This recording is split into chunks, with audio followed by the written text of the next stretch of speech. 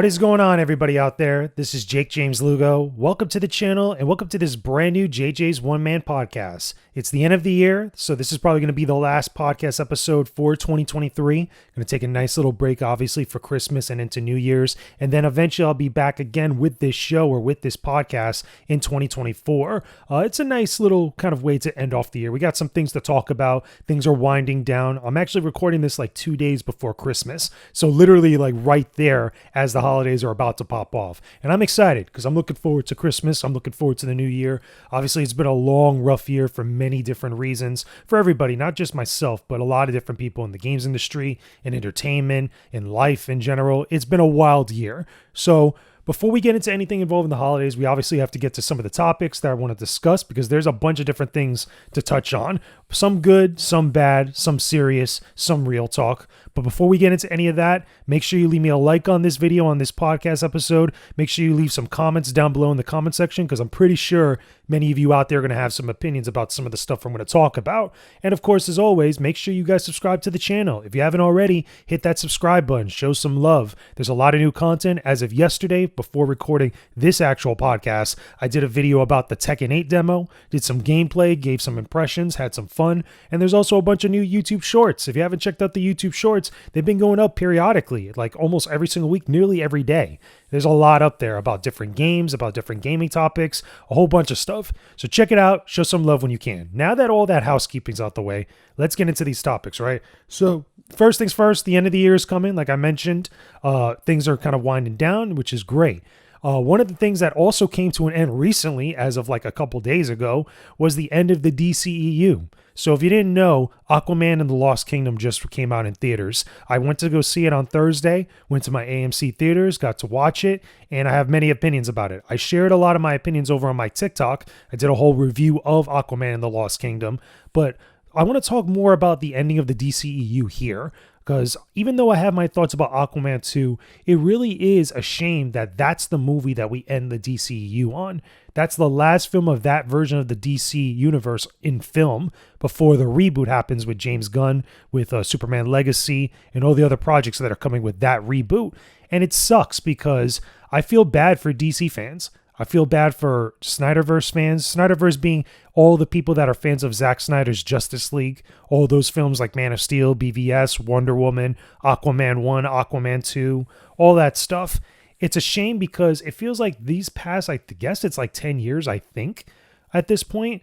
You know, with all those films that have come out, I think there's about 16 or 13 films in the DC Extended Universe, and it kind of ends with a thump or just a thud. And it's like no big blowout, no goodbye, no kind of like, you know, send off into the sunset. It just kind of just happens. It's just kind of there and it's whatever. It almost feels like nobody cares. At least nobody in the camp of DC as far as making the films really cares. Because the very ending of Aquaman and the Lost Kingdom, the post-credit or mid-credit scene, I should say, because there's no post-credit scene, the mid-credit scene, which is like after those like special credits, it's really just the main, one of the guys from the film, which is Aquaman's brother, Arthur Curry's brother. He eats a cockroach in a sandwich, and that's how the DCEU ends. Like that's the last shot of the DCEU, and it feels like such a cop-out. It feels like such a lackluster way to do things, and it's not really that classy. It sucks. I really feel for DC fans that have stuck with this ever since Man of Steel. Ever since BVS, ever since Justice League, the first version of it. This is kind of like the send-off and the ending that they get, and that's such a shame. Can you imagine if Marvel did something like that with one of the end of their phases? Like, imagine we got all those movies leading up to Endgame, and like we got this like last crappy shot. Like, imagine if Endgame wasn't good, and we got this crappy shot of someone eating a cockroach. It's like, obviously, Marvel fans are going to feel a type of way. Marvel fans are going to be really pissed off because all that time, and this is the kind of like climax and the ending that we get. And that's how I feel for the DC fans right now, or the DCEU, because while the movie itself, Aquaman and the Lost Kingdom, was kind of average or super low average, I should say, it makes it even worse that this is the last film of that cinematic universe. There's like, we didn't get another Superman film. We didn't get another Batman film, or technically Ben Affleck Batman film. We got a second Wonder Woman movie, which was very mediocre, very lackluster. A lot of people love the first Wonder Woman, but that second one, Wonder Woman 84, was such a disaster. And let's be honest here, some of the other heroes like Blue Beetle, some of the other movies, including Shazam, as much as I had fun watching certain parts of Shazam and Shazam Fury of the Gods, those movies weren't that great. And it was made even worse with Black Adam. It was just like, oh my God, like, you're not even going to have the main bad guy for Shazam appear in a Shazam movie to fight Shazam. Like, we'll never get that matchup now, which is such a damn shame.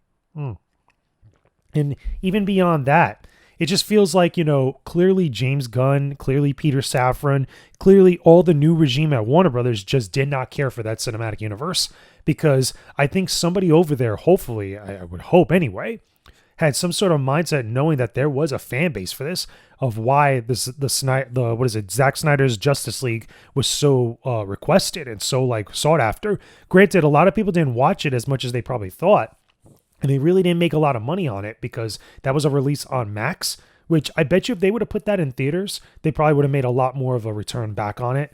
But still, it's just such a shame. It's shake my head worthy. It's one of the lowest points in Hollywood, I think, this year. Granted, there's been other crappy, crazy things that have happened in Hollywood, but this is one that just feels so like, it's so bitter. It's just such a bitter thing to see come to an end like that, which it is what it is. But regardless, though, the DCEU is over. Now, next year, hopefully sometime soon next year, if not the year afterwards, we get, Superman Legacy. And I hope that Superman Legacy is actually exciting. It's something good that's really going to kickstart that universe or that version of the DC heroes on film in a very big way. I don't want it to be kind of like Man of Steel, where it was so divisive. And it was just like, so many people just either you love that film or you really hate that film for one reason or another. But it is what it is. Let me know some of your thoughts about the DCU, some of your favorite DCU films. Did you see Aquaman 2 or Aquaman and the Lost Kingdom? Tell me about that down below in the comments section, because I'm really curious to see where everybody stands with it. I'm just like, again, I'm just so disappointed with the way that things turned out. So, moving on from there, here's another minor update with some stuff that came out about the Completionist drama that happened not too long ago. After Sea of Stars removed Gerard the Completionist from their game, they actually patched him out. I talked about that on the last podcast episode, as well as also all the other updates and stuff that came out from Carl Jobs, from Mudahar, from Some Ordinary Gamers. There's some other stuff that came out as well from the Friends Per Second podcast. It was a second update that came out, and they pretty much had decided that Gerard, was no longer going to be part of their podcast. Originally, at first, it was that he decided to step away to deal with his stuff, but then they actually came out and did a new update within the last, couple of days, I want to say, maybe a little bit more from the time I'm recording this podcast, that, they had met and they decided to part ways, which, like I've said in a couple different places, and I think I maybe said it on the last episode, I don't think there was a mutual agreement. I think that they actually decided, look, you got all this stuff going on with you. We don't want nothing to do with that. So let's just go our separate ways. That's what I really believe happened. I understand they got to put the PR face on. They got to actually give them some dignity to send them off with that. But I really don't think that it was as mutual as they made it out to be. But a couple other things to come out of this. In the wake of everything happening, a lot of the people that were originally defending Gerard at first when all this stuff came out have started to come out and post apologies or walk back a lot of their statements. And there's two sides of this. There's two things about this. Number one, it's a really harsh lesson for a lot of people, especially a lot of those content creators and YouTubers that were on social media when all this broke out, and they were very, very quick to defend him. Get all the information first and get all the info and insight and all the details before you start going out and making statements. Because one person, I think I mentioned this on the previous episode, that actually did this correct and was actually smart with the way they approached this was Pat Contry, the NES punk, or Pat the NES punk, I should say. And he put out this long statement giving his thoughts about it and saying that he was massively disappointed. He was very, very disappointed and very upset with the way that everything went down with all the info that came out. He waited initially after the first videos came out from both Some Ordinary Gamers and Carl Jobs when that got posted, and then he waited to see all the info they had. And then when more videos and more stuff came out, and then when the audio from Gerard came out, he finally felt like, you know what, this is where I stand and this is how I feel right now. And again, you could go look at Pat the NES Punk's Twitter page. He has that whole statement on there on his Twitter. And again, it's very, very long, because he talks about, charity work. He talks about his relationship with Gerard, or at least his professional relationship, I should say. But some of the other people that are also coming out and making statements, that originally defended Gerard were people like, the guys from Beat 'em Ups or Beat 'em Ups. I think that's what his name is. But he does the Nintendo podcast they did for a while, and they ended that podcast recently. It was Wood Harker. I'm sorry. That was his original name. He actually walked back a lot of what he said. He put out a statement apologizing to people. There was others as well. I saw Ant Dude post up an apology, walking back what he said. There was also a few others that I felt that they handled this really poorly, that I felt like, they couldn't just like really own up to a lot of what they had did initially. I saw Miss Fushi's statement on it where she didn't want to talk about it with everybody. She says that she defended her friends and all this stuff. And I get that, but look at the way that you came out towards people. Look at the way that you were posting up stuff, especially after the Dexterdo article, which I understand people felt a certain way. But if you come out and do certain things and then you're proven or shown that you were wrong in the way that you approached it and the way that, certain information was coming out where your original stance was like not the correct position to be on, I think that you need to kind of handle that with a little bit better grace. I saw her not handle it very well, and I saw a few others not handle it very well. I saw a couple other people that were friends of Gerard from different people from Normal Boots and a few others that, again, I felt like everybody got a very harsh lesson about not only making statements prematurely, but also with the way that the audience kind of reacts to a lot of the statements that get put out there, especially when it comes to controversy. Because I feel like there's a certain way to go about handling stuff, when it involves your friends or colleagues, that is a little bit more than a professional relationship. When you see somebody that you've known for years do something really messed up, you have to be able to look at things objectively before, really coming to the defense. Like if it's like an egregious claim where there's no proof backing it up, obviously I think that everybody would be empathetic and sympathetic to standing up for someone that is not a certain way. But when there's stuff that's legit, like details and there's facts and there's info, there's numbers and there's things like that all up in your face, I think coming out and trying to defend someone so staunchly is such a bad move now. And this is a prime example of that because nobody expected Gerard to be involved in some of this stuff like this. Nobody, especially a lot of his colleagues and stuff, I don't think expected him to be involved with a lot of stuff like this. And I think that there's been some statements floating around about certain individuals, about creators that were defending him so quickly, questioning their integrity and stuff. And while I think there is some conversation to be had there, I think sometimes a little bit the internet and some people that are on the internet that kind of feed off this drama just look to kind of like stir the pot, add more gasoline to the fire. And that really doesn't really contribute or really help out in any way. I think when it came to the facts, when it came to the real problems at hand and the real issue that everybody had, I think that there were certain places that handled it really well and a lot of other places that just didn't. One other one I do want to mention, because this happened recently, I saw Alana Pierce make a video about it where she talked about it first on a live stream and then she made a video about it afterwards where, it was her and I think a couple other people out there that were kind of getting thrown into the mix because in the past they were doing charity work that did involve the Open Hand Foundation and did involve Gerard. I don't think that's fair to throw people into the mix with that. I think the only one that really bears the biggest responsibility for the issues that people have is Gerard himself, because obviously a lot of the statements that have come out about it have come from himself, have come from his Open Hand Foundation, or at least the organization that he was a part of, because he's no longer with them, at least according to him anyway. And I think also the fact that Homeboy hasn't made a statement, hasn't talked on social media or talked to anybody else outside of the Friends Per Second podcast privately, I think also speaks volumes to that. So we can't really be throwing other people under the bus. You can't be throwing Alana Pierce in there because she did one charity event with Gerard. Again, she even said, like, look, if I'd have known that any of this stuff was happening, I probably would have never been involved with it. Like, you can't just put that on people. You can't be out for blood just saying like, oh, because this happened, all these other people need to be questioned and all this other stuff. Is like a lot of people probably just did not know what was going on. Like they probably just got asked to be involved with a charity drive or some sort of event, and that's it. That's beyond that's the whole stretch of their knowledge. So we can't just be vicious to them. We can't just, scrutinize and judge people, prematurely. Have your opinions all you want, especially about those that were on social media that were like so quick to jump out and make statements or defend Gerard and all this other stuff. That's fine. I get that. Like, most people are going to have an opinion about stuff like that. But when it comes to others that are just minding their own business, that are just like being around, and again, they probably were involved at one point with an event that involved that charity.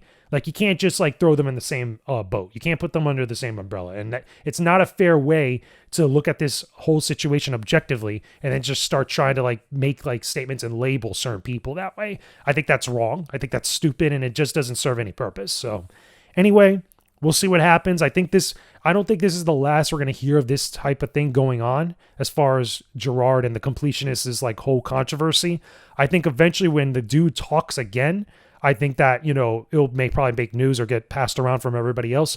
But I'll be honest with all of you, and I'll be totally real and trying to be as nice about this as I could say. Let me take a sip of this coffee because this is going to be really heavy, right? I truly believe that Gerard's career in content creation is over at this point.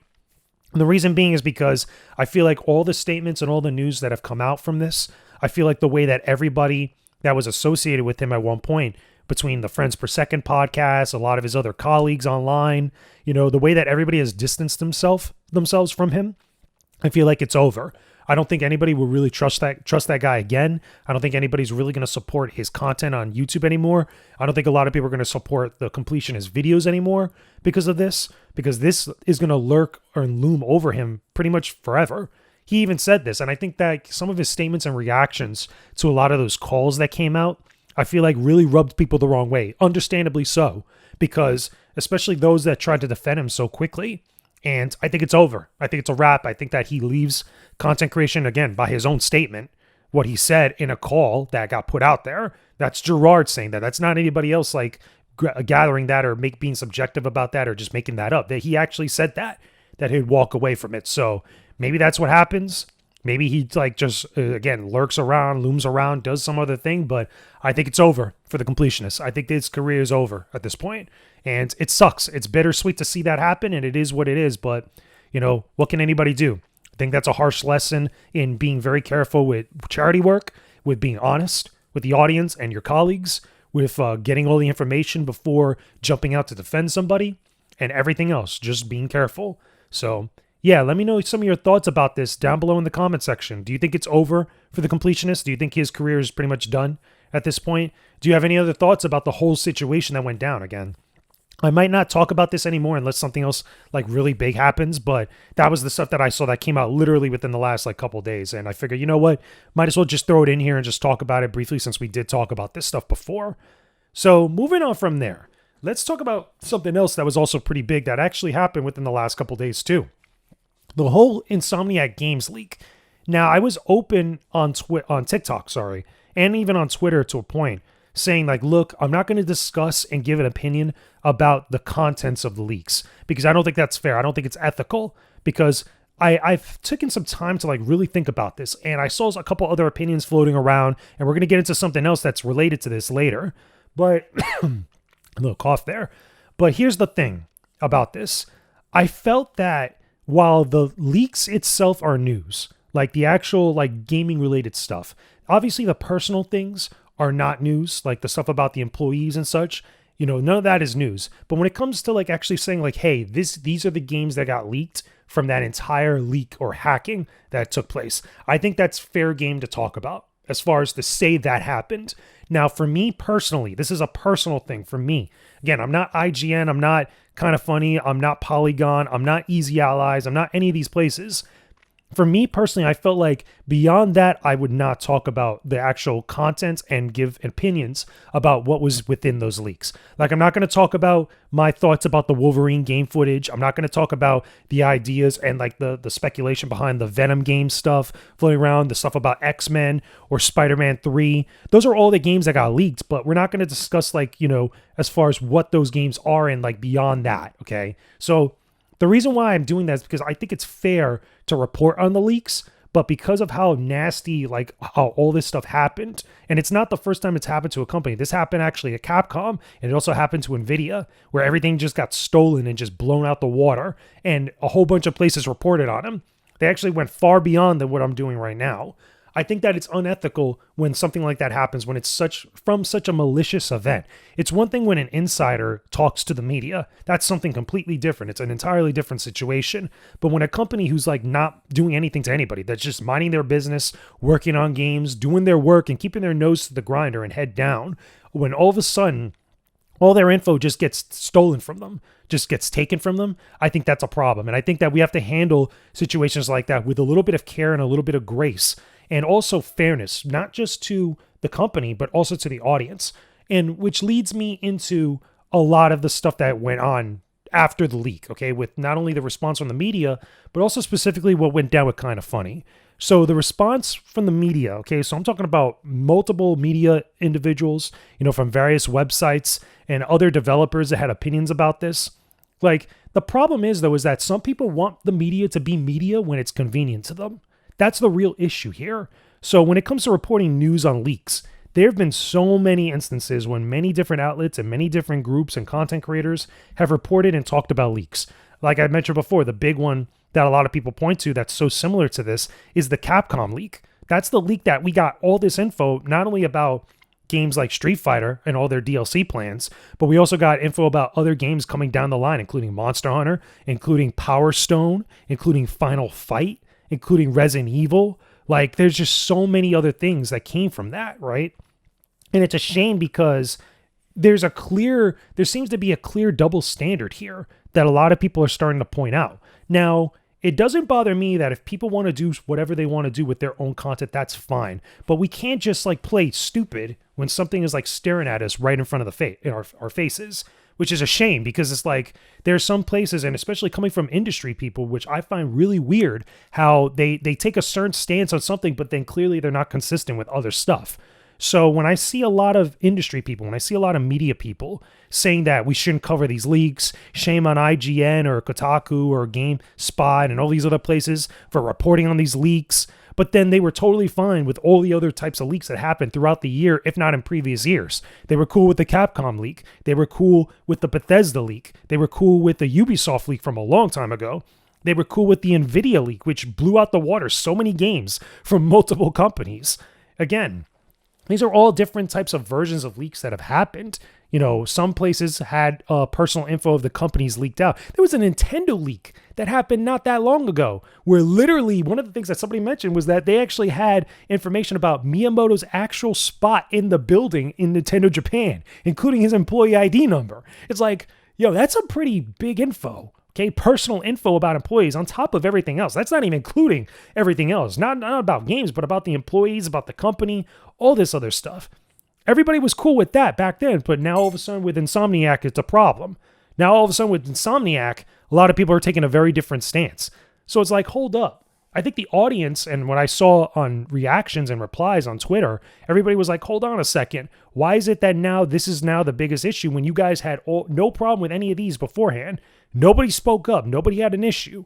Nobody had a real big personal problem with the leaks. So what's the issue now? And it sucks to see that because unfortunately, they're right. They're unfortunately right because you could see that. And I don't say this in a way it's oh, I'm looking for problems, I'm looking for drama or looking for anything else. But it's totally true where, you see a lot of industry folk, devs, PR people, media people that work at various websites or have worked at various websites. They're all taking this stance with this particular company or cheering and applauding places that decide not to report on the leaks. When it comes down to it, especially if you're an outlet, your job is to report on news like this. Your job is to actually talk about stuff like this. Now, you could approach it with grace. You could approach it with some class and saying like how I did, where I'm not going to give an opinion about certain stuff, but I am going to say yo, this is what happened. This is what got revealed.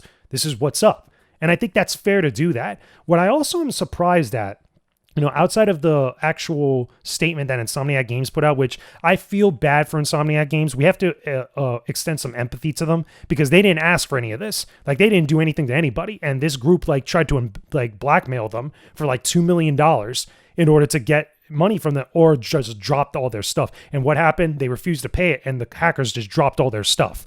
Insomniac Games did not ask for this. They did not deserve this during the holiday season. That is absolutely 100% true. I think everybody's on the same page with that. But outside of their statement, that they had put out on their Twitter that was pretty much saying yo, this sucks. And we'll talk about Wolverine when the time is right. Funny enough, they never mentioned any of the other stuff that got blown out of that leak that got reported on or got put out there. But I find it weird that nobody else in the media, when they came to actually talking about this stuff, nobody thought actually to just go ask Insomniac Games, what's up? And get a statement from them, individually for their reports. I'm not talking about the one they put out there for everybody. I mean, actually just going to talk with them individually. Because I feel like that would actually make sense to actually do something like that. And again, handle this with care. Feel like, you have to do your job. You have to report on these leaks, especially if you're from an outlet, but also do it in a way that's like, okay, if you care about Insomniac Games so much, at least give them a chance to like say something, or at least let them know and all this other stuff. Because I feel like that's the best way to do it. I've seen that done, or at least something similar done in multiple other industries, including the movie industry and the TV industry, entertainment, pop culture. I've seen that done in sports media. I get a lot of comparisons, or I draw a lot of comparisons to sports media like ESPN and Fox News Sports or FS1 or any other types of sports media outlet when it comes to handling certain controversies, certain issues, certain pieces of news that get put out there, leaks, obviously. I feel like they handle it a lot better than how we do in the games industry. And there's a lot of different compare and contrast that I feel like we could adopt from those types of media and those types of industries into our own. And I'm just not seeing that from a lot of places, which is really, really weird. Taking a sip of my coffee. So here's where it leads me to, and how it comes, full circle over to the kind of funny stuff that happened over the last couple of days. And at the time I'm recording this, it actually happened about 2-3 days ago, I want to say, earlier this week, where Kind of Funny was trending because of this stuff. And the reason why they were trending was for two reasons. Number one, Greg Miller came out and made a statement about not reporting or talking about the leaks, talking about it as news or anything like that. And then afterwards, with Blessing and Tim going on their show, P.S. I Love You XOXO, and actually talking about some stuff, but then pretty much doubling and tripling down on the statement that Greg had made, and actually said that they kind of talked about it, but they didn't. It just felt like a lot of going around the issue. And it felt a lot like, they were trying to make many excuses for the way that they were handling it. And I think the audience saw right through them, saw right through all of this, especially with Greg's statement, because you had some people applauding him, but you had an overwhelming amount of people that were like, listen, you are totally being a hypocrite right now, or at least you look like you're being a hypocrite right now, because there were all these examples that people drew up. I saw many different people, I'm looking at the tweets right now, where I saw all these people in the comments and in the replies pulling up Kind of Funny Games daily videos showing the way that they went about other leaks, how it was just totally the opposite of how they approached this one. And it was for leaks, again, like the Capcom leak, that they just did just completely again, without any sort of remorse or any sort of second guessing or second thought. And you can't blame everybody for pulling up this stuff and pointing this out when it's out there. It's like Greg, okay, his statement on Twitter, his original statement was, this Insomniac leak is an invasion of privacy done on a massive scale. That's why today we will not be reporting on the details of the leak. Instead, we'll discuss how this affects people working on your favorite games. Which, on surface level, at first glance, you'd be like, okay, all right, I guess it was some really messed up stuff that happened. If you didn't know any better, if you didn't know anything about this. But then you go shortly right after that, below in the replies, and one of the first comments is like, look, you guys reported on the Capcom leak and detailed information in said leak. Personal info was leaked back then, so what makes it different today? Is because Capcom devs probably won't be tweeting about it? There's these questions out there that are important, and statements that are put out there. Look, I even see another one in that same tweet, putting out the definition of double standard. And it's really, it's a shame to see, because it is such a clear, double standard. It's such a clear thing that people are like, yeah, this doesn't check out. This doesn't pass the smell test. This looks very, very suspect and questionable.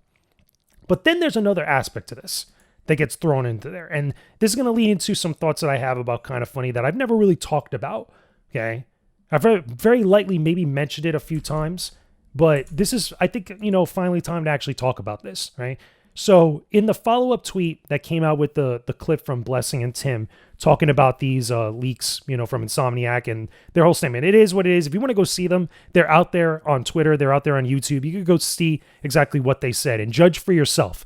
I encourage you to look at all this stuff and judge for yourself and see where you stand on it. And then share it in the comments section if you want. So I look at this second tweet from Greg, that he says, a fantastic follow-up to yesterday's Insomniac leak episode of Kind of Funny Games Daily, thumbnails, and all this other stuff, right?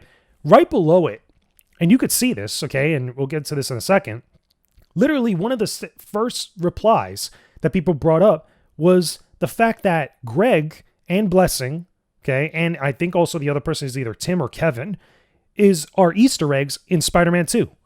And Greg was originally in Spider-Man 1 with the whole shirtless Spider-Man thing.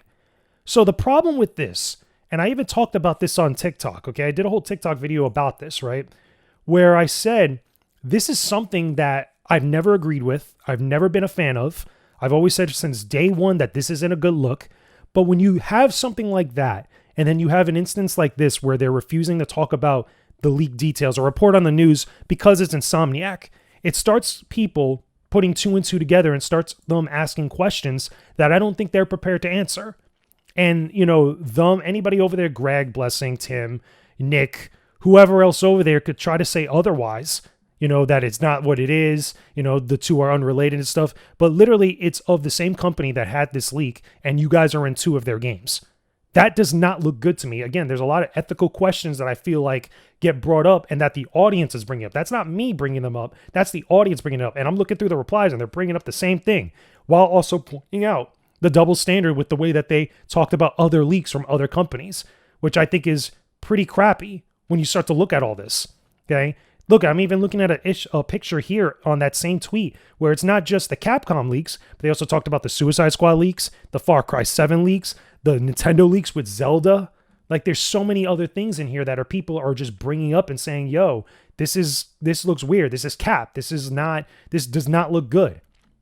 And it's unfortunate. Look, they even brought up the description, like the timestamps on one of those same videos where literally it's all about all the Xbox leaked emails and all the Xbox leaks from that happened a while back.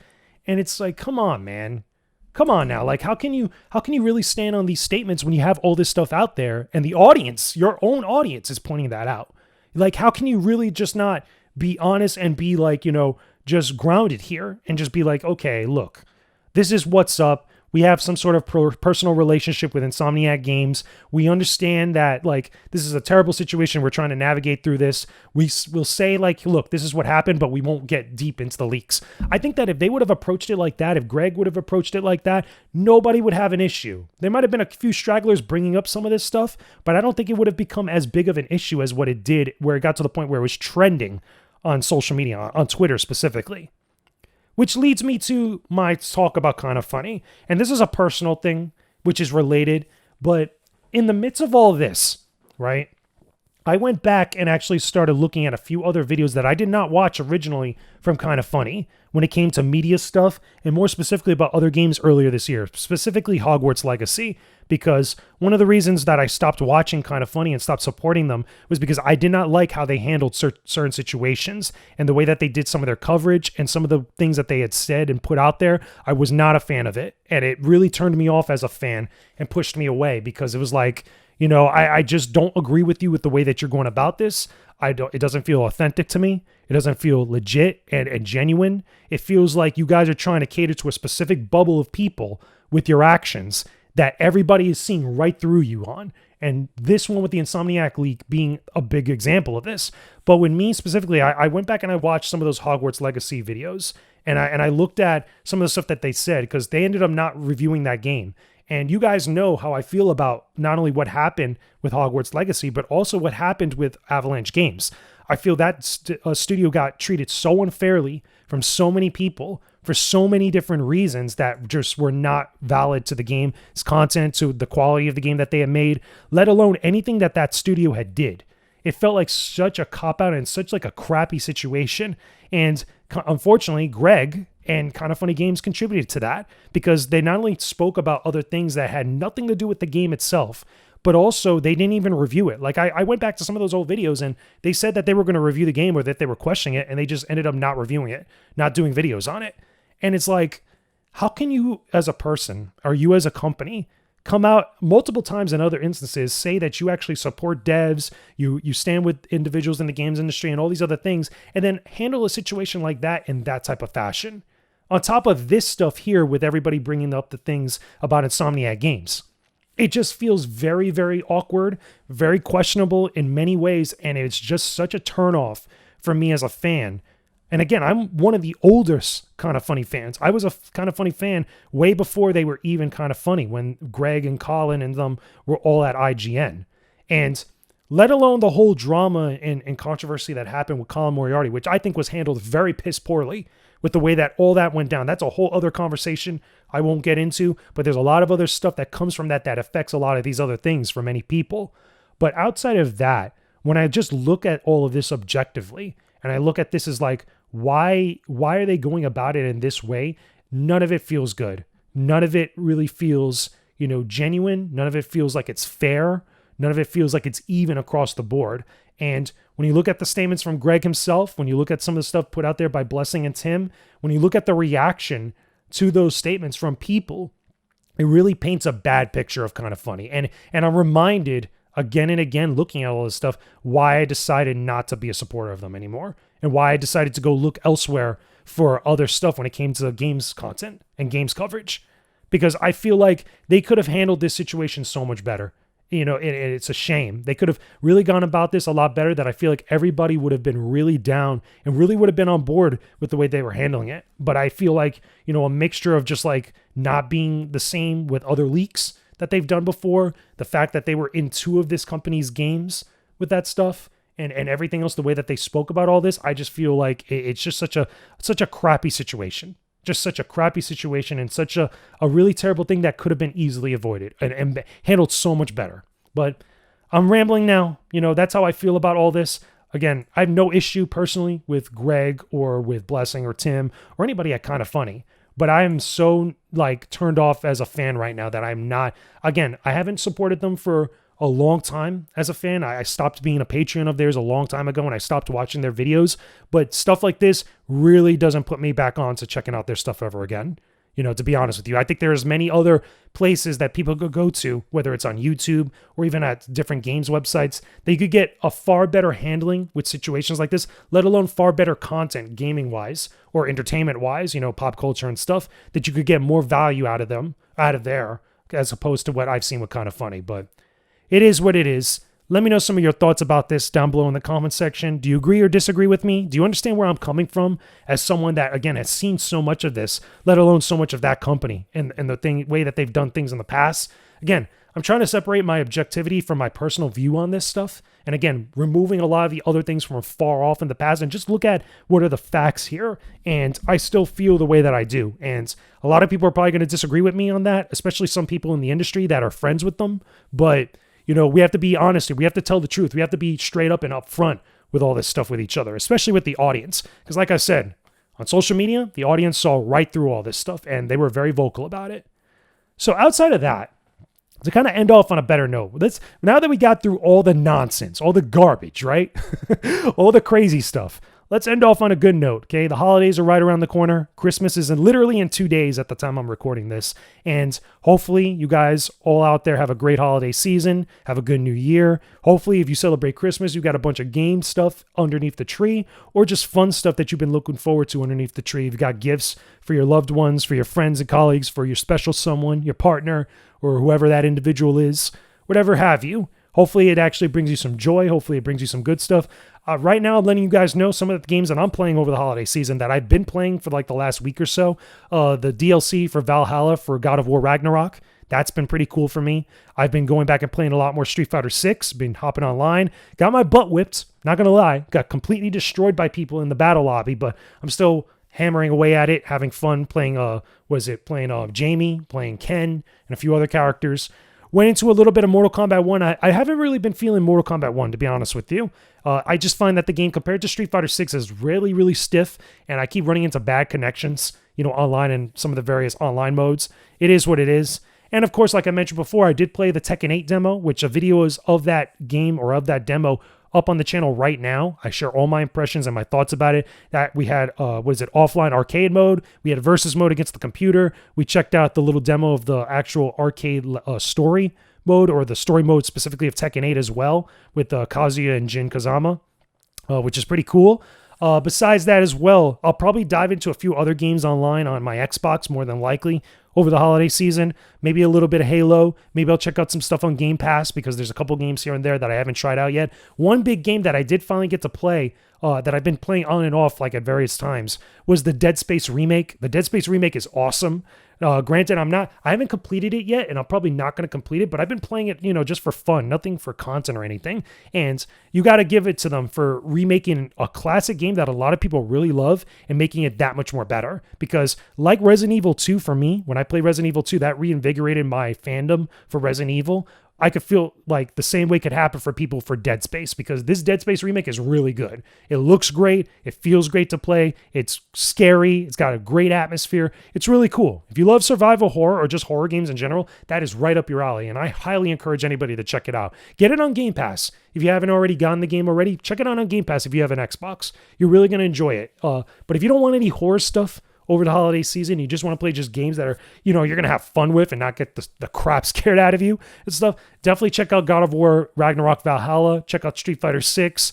Check out, what else can I say? Check out Nickelodeon All-Stars Brawl 2. I did jump into that a few times here and there, but not a lot. But that is still pretty fun if you love Smash Brothers styles games and you love the Nickelodeon characters. That's going to make you have a lot of fun with that as well. There's other games I've been playing too. Also, Call of Duty Warzone. On and off, I've been playing Warzone with some friends and just enjoying it as I go. Funny enough, I had to go to my PlayStation 4 to play Warzone because there's been some like weird, I don't know, errors that just keep popping up with Call of Duty Warzone, where every time I boot up the game and I go to play it on my PlayStation 5, it automatically gets that C-something error where it just brings me back to my dashboard. And like I did all the steps where I wiped out my hard drive, I re-downloaded the game, I made sure that everything was up to date with the system software, I did all the updates to Call of Duty itself, and it was still having that same issue. I honestly think that it might be a PlayStation 5 issue specifically with that game, because every other game that I played on the PlayStation 5, no problem whatsoever. No crashes, none of that stuff. It's totally fine. It's only specifically with Call of Duty. Now, I did experience a tiny bit of it with Overwatch, because I have been playing Overwatch 2 as well. However, I did not experience that as much as I did with Call of Duty. Overwatch seemed to be totally fine. At one point it had like one crash, and then beyond that, never had an issue ever again. But with Call of Duty, it seems to be a really consistent thing, and I don't know why. I feel like I've already done all the steps, but it could be a Call of Duty Warzone thing because obviously of Modern Warfare 3 maybe, but who knows at this point. Let me know if you actually run into the same issue down below in the comments, because it seems to be, again, maybe a thing with PlayStation 5s. I don't know if it's the game itself, but who knows at this point. Anyway, those are all the games I'm playing right now. Oh, I should mention too, before I forget, if you haven't already seen, go check out my preview of Prince of Persia: The Lost Crown. The video's up now. I had it up. I got a chance to play the game courtesy of Ubisoft. It was a whole like 3 or 4 hours that I played that game. The game's coming out in January. I think it's like mid or late January. And yeah, I'm looking forward to checking out more of it. I actually enjoyed my time with it, but go check out the video and actually you could see my gameplay. You could get all my thoughts and impressions of Prince of Persia: The Lost Crown. So check it out when you can. Anyway, that's all I got for you guys on this episode of the podcast. Hopefully you enjoyed all this conversation. There was a lot of stuff. There was some good, there was some bad, there was some crazy, and then obviously we ended off on a great note for the holiday season. This will be the last podcast episode for 2023. I'll come back again with a brand new episode of the One Man Podcast in 2024, probably in that first week of January when I actually have some more stuff to talk about. But I'm going to enjoy the holiday season. I'm going to chill, I'm going to relax, play some games, enjoy some eggnog. And yeah, I hope to see you guys again real soon. Make sure you guys follow me on Twitter. Every single day I'm posting up stuff on there. Follow me on Instagram. Follow me on TikTok because I'm posting up brand new TikTok videos every single day, multiple times a day. Follow me on Threads if you haven't already done so. Check out the Discord server. There's links to the Discord server there as well. Check out the Patreon for all that exclusive content. For $1, you get a ton of exclusive podcasts, exclusive video stuff, and everything else in there. But from all that stuff, I hope you guys enjoy your holiday season. Merry Christmas, Happy Holidays, Happy New Year, and I will talk to all of you again very soon.